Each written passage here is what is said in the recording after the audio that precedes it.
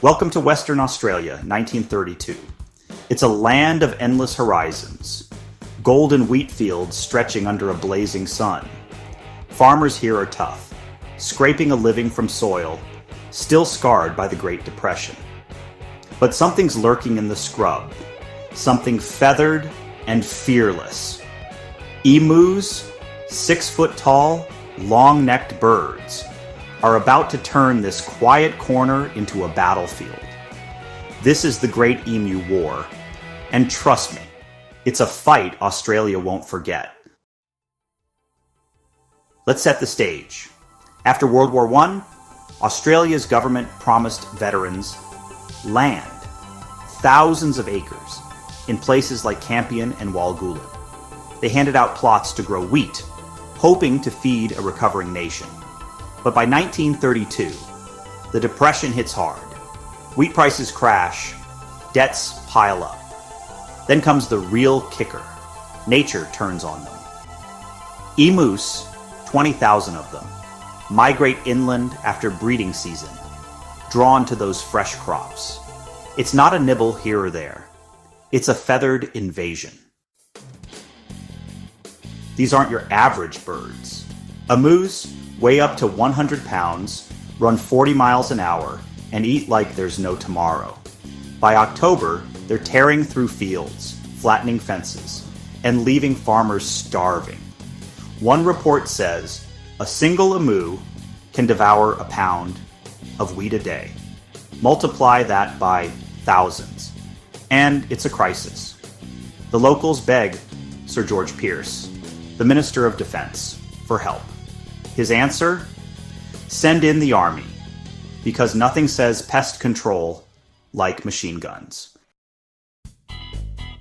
November 2nd, 1932, Major G.P.W. Meredith rolls in with the 7th Heavy Battery, Royal Australian Artillery.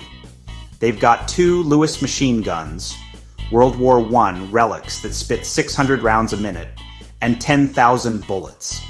Their orders? Cull the emus, save the crops. Local farmer S.J. Skinner joins as a guide. He knows the land and hates the birds. Day one's plan. Simple ambush. What could go wrong? Everything. They spot 50 emus near a dam. Meredith's team sets up. Guns loaded, sights trained. Fire. Bullets rip through the air, 3 emus drop, maybe 4. The rest, they scatter like Olympic sprinters. The Lewis gun jams, overheating in the dust, and the birds vanish into the scrub.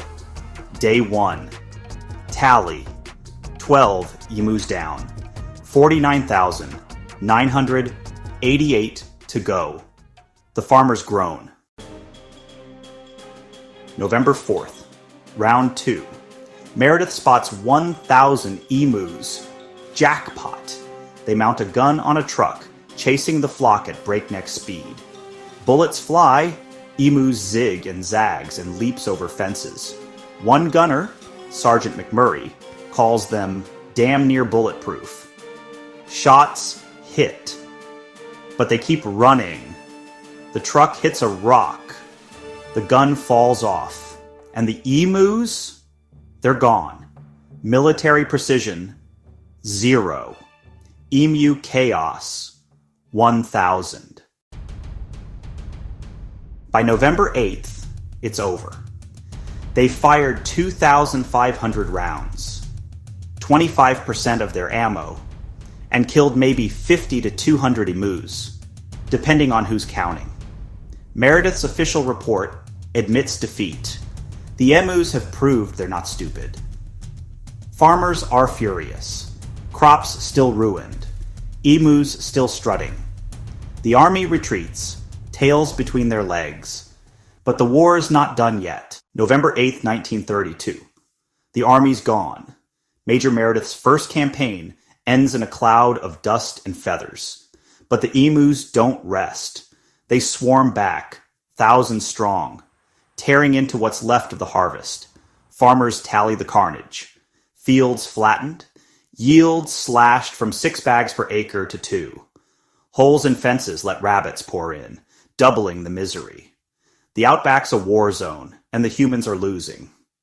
By November 10th, farmers flood Perth with pleas, telegrams begging for Meredith's return. Premier James Mitchell throws his weight behind them. Send the guns back, he demands. The press piles on. Only 300 dead? They scoff, though Meredith insists it's more. In Canberra, MPs mock Pierce. Medals for the emus. December rolls around. Farmers demand a rematch. Meredith's back. New plan. Same guns. December 13th to January 10th, 1933, they try again. Smaller scale. More stealth.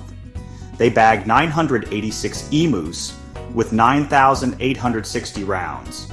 Better odds, but still a slog. Locals claim emus adapt, splitting into smaller groups, dodging better each day. Official tally, 1,000-ish dead, 19,000 still kicking. Who really won? The press eats it up. Emu War fiasco, screams the Sydney Morning Herald. Parliament debates.